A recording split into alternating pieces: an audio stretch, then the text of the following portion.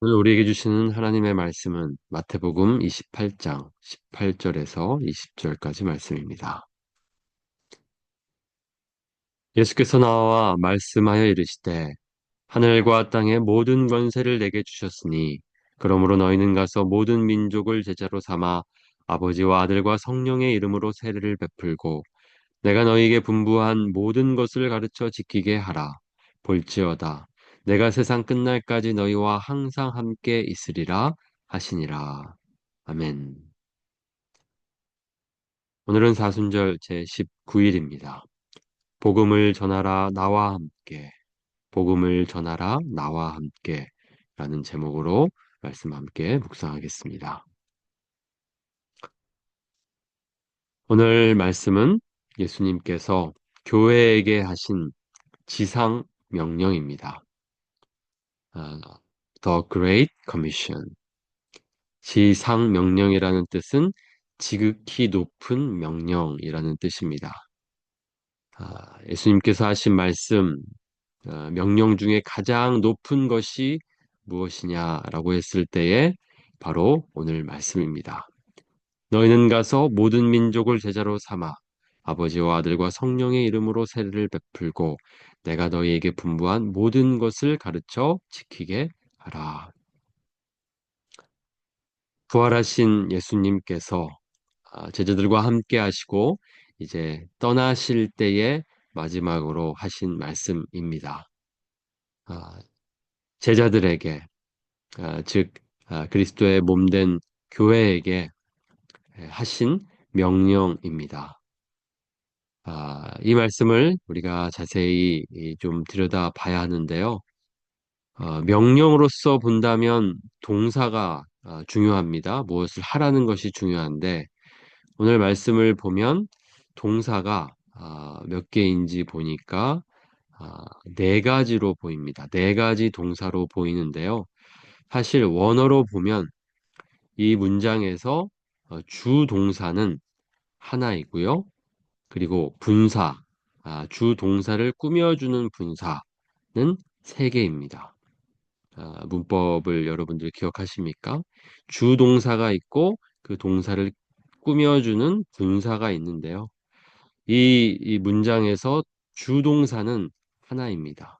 그러니까 가장 중요한 동사이겠죠. 하나이고 그 동사를 꾸며주는 분사는 셋인데 여러분들 주동사는 무엇입니까? 그것은 바로 제자를 삼으라입니다. Make disciples. 이것이 이 문장에서 주동사입니다. 그러면 나머지는 바로 제자를 삼기 위해서 해야 하는 일들을 가리키는 것입니다. 그러니까 오늘 이 문장을 좀 이렇게 좀 다시 보면 가서 주고 세례를 주고 그리고 모든 것을 지키도록 가르치라. 그래서 이루고자 하는 목적은 그래서 제자를 만들라입니다. 결국 제자를 만드는 것.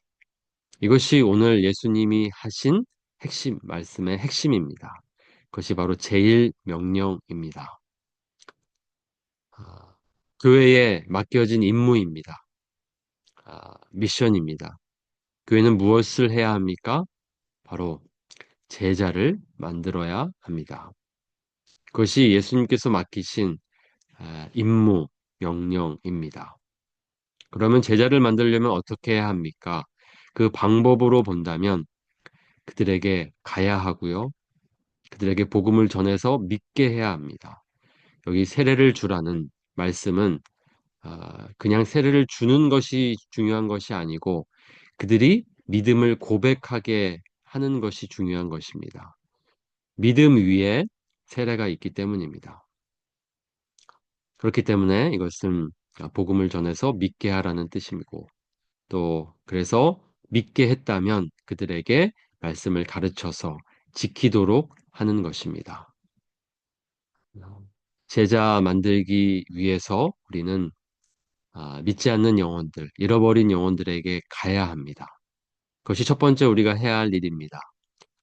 가만히 있는 것이 아니고 찾아서 나서야 하고 길을 나서야 하고 그들에게 가서 그들을 만나야 하는 것입니다. 그리고 가서 우리가 알고 있는 복음을, 우리가 믿고 있는 복음을 전해서 그들로 하여금 믿게 하는 것입니다. 믿음은 들음에서 나며 들음은 그리스도의 말씀에서 납니다. 복음을 전해야, 복음을 전하는 사람이 있어야 그들이 믿습니다. 그렇기 때문에 우리는 가서 복음을 전하고 그들을 구원해야 하는 것입니다. 그리고 나서 그것으로 끝이 아닙니다. 말씀으로 가르쳐야 합니다. 지키도록 가르쳐. 아, 그러니까 먼저 우리가 지켜야 합니다. 결국 가르침은 삶으로 가르치는 것이기 때문입니다.